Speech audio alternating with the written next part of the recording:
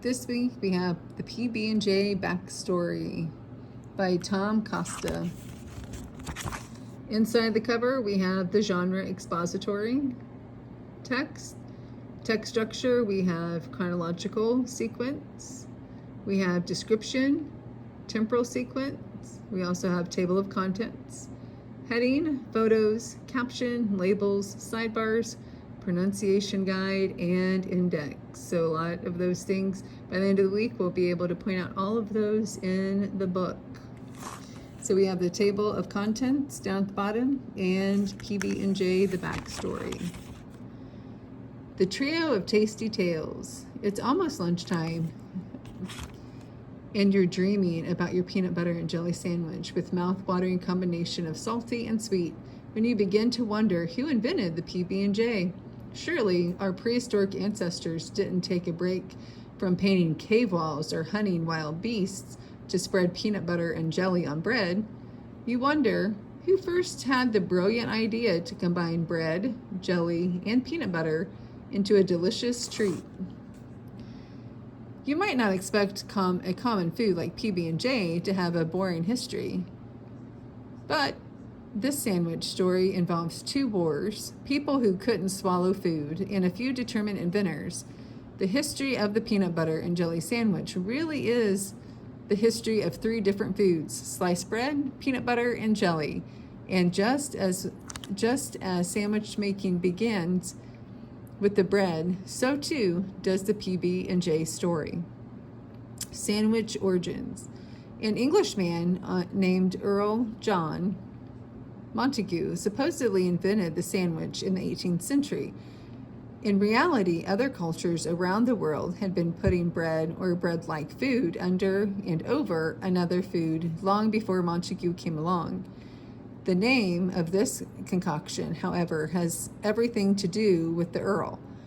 The story goes that the Montagu didn't want to interrupt his card game to eat, so he had his servants put meat between bread slices and bring him the concoction to eat while he played. Montagu happened to be the Earl of Sandwich, a town in England, and so the sandwich was born. John Montagu, the fourth Earl of Sandwich, circa 1754. This is the second bread slicing machine Ottawa Roadware built in 1928. He replaced the first one, which fell apart after 6 months of heavy use. Sliced and ready. People have been eating bread-like foods for thousands of years. Some experts believe humans munched on ancient kinds of bread as long as 30,000 years ago.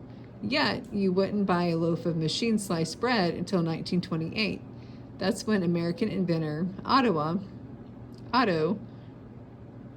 Roeder finally saw his bread slicing machine put into use in Baking Company of the United States. Here we have a pronunciation key of his last name. Roeder's path to bread slicing and success was filled with problems. However, in 1917, his model bread slicer was destroyed in a fire. Also, believe it or not, his idea of bread slicing machine was met with scorn. There's a vocab word. Scorn from bakers who didn't like the public would want pre-sliced bread. The bakers believed it would fall apart or go stale rapidly. Then we have a fresh to our last. I'll zoom in. Advertisement. An advertisement for sliced bread from the 1950s. However, the sliced bread drew rave reviews. The local newspaper called the notion of pre-sliced bread startling, but predicted home cooks would love the neat and precise slices. And although bakers believed the sliced bread was just passing fad, delighted shoppers proved them wrong and happily paid for pre-sliced loaves.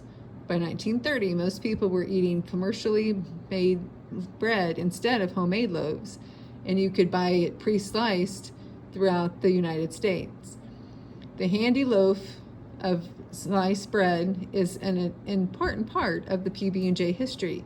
Without it, a PB&J wouldn't have been quickly, easily, and safely, no sharp knives required. The greatest thing. Our bakery advertisement for Wetter's bread slicing machine as the greatest step forward in the baking since bread was wrapped. Over the years, the statement evolved into the idea that the pre-sliced bread was an incredible invention. A new expression was born. When people are impressed to something new, they praise it by saying, "The greatest thing since sliced bread." No single inventor, like those long ago forms of bread and something similar to peanut butter, was made centuries ago by ancient people who roasted peanuts and ground them into paste. But our modern peanut butter and the way it produced today came from some more recent inventors. Experts disagree about who was the first person to actually invent peanut butter, but many point to the door to John Harvey Kellogg, who introduced many people to the sticky, delicious spread. Down here we have centuries ago, the Inca people may have used stones like this to grind peanuts into peanut butter-like paste.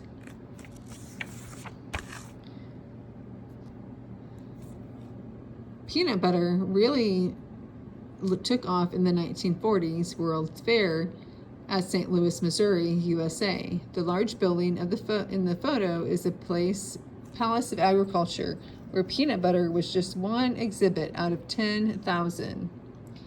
Kellogg believed food should be chewed very thoroughly before swallowing in order to help digestion, and he concerned for the health of his patients who had trouble chewing their food well. He began to grind food into bits that wouldn't require chewing and would be easy to swallow. Around 1892, Kellogg ground boiled peanuts into paste, which he called simply butter.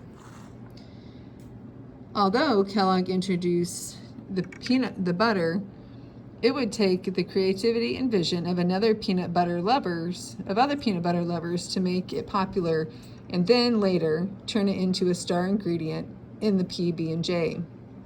Businessman George Bale, for example, began producing and selling peanut butter as a snack food in 1894. Peanut butter's popularity further increased in 1903 with the invention of a mill that could grind peanuts into butter, which made preparing peanut butter fast and easy. Then, after peanut butter was presented as a fancy new treat in the 1904 World's Fair in St. Louis, Missouri, USA companies began producing it nationally to keep up with the public demand for the stuff. Companies produced around 2 million pounds of peanut butter in 1899, but by 1907, they were making 34 million pounds.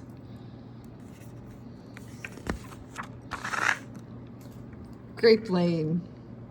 We have our heading there. The third part of successful PB&J calls for jelly, for jam, or jam. For hundreds of years, people who wanted jellies and jams had to make them at home, and it wasn't easy. Jam making was an all-day process that required picking great amounts of fruit, buying sugar, cleaning jars, preparing and boiling the fruit, and then canning it all. Here's a Welch's ad from 1950. 1918. A company called Welch's created modern jam called Grape Lane that made this difficult canning process unnecessary. Grape Lane was originally produced for soldiers in World War I, but the soldiers loved the sweet purple grape jam so much that they continued to crave it after they returned home from the war. To meet the great demand, Welch's began selling grape jelly to the public in 1923. Now, instead of spending hours in the kitchen making jam, people could easily buy it in the stores. Jam has chunks of fruit in it while the fruit has been removed from jelly, making it transparent. all together now. After people tasted peanut butter at the World's Fair in 1904, fancy restaurants called tea rooms began to serve it in their wealthy diners. The spread was a very special treat, so tea rooms served it in elegant ways, with watercress, a fancy type of lettuce, or a tiny, delicate toast triangle. Luckily for everyone else, peanut butter became cheaper, and it was no longer a rare treat. During the 1930s, many people became jobless and poor. Some families began eating peanut butter because it was filling and inexpensive. Little by little, people began enjoying PB&J sandwiches too. Finally, peanut butter had met its match, jelly. So I'll let you pause and look at all the ways. Adventures in peanut butter. Here is peanut butter and pralines. This was the first published recipe for peanut butter and jelly sandwich, which appears in the Boston Cooking School magazine in 1901.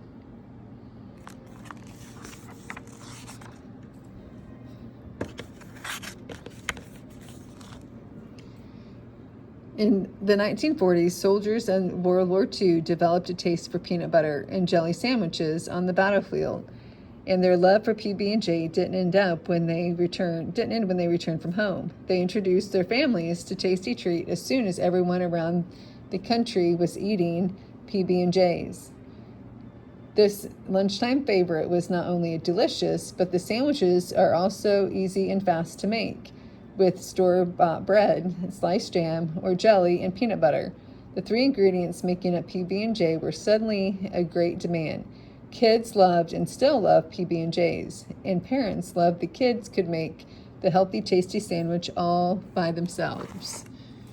PB&J future. As good as the original PB&J sandwich is, people cannot help fiddling around with the recipe instead of sliced bread. Some enjoy their PB&J on toasted bagel, while a restaurant devoted to the spread once served a sandwich packed with, yes, peanut butter, but also white chocolate, orange jelly, and almonds. But no matter how many creative recipes people come up with, the classic PB&J remains a well-loved dish that has stood the test of time. This healthy and interesting variation of the PB&J includes avocado and raisins on whole wheat bread. That does look good. Some people worry that enjoying a delicious and inexpensive PB&J won't be possible in the future. Climate change may result in the higher temperatures and more drought, which could be the cause of peanut crops to suffer. One day, our beloved simple sandwich may be a luxury item, but for now, scientists, farmers are working together to improve crops by using peanut varieties and new farming practices that should improve peanut plants.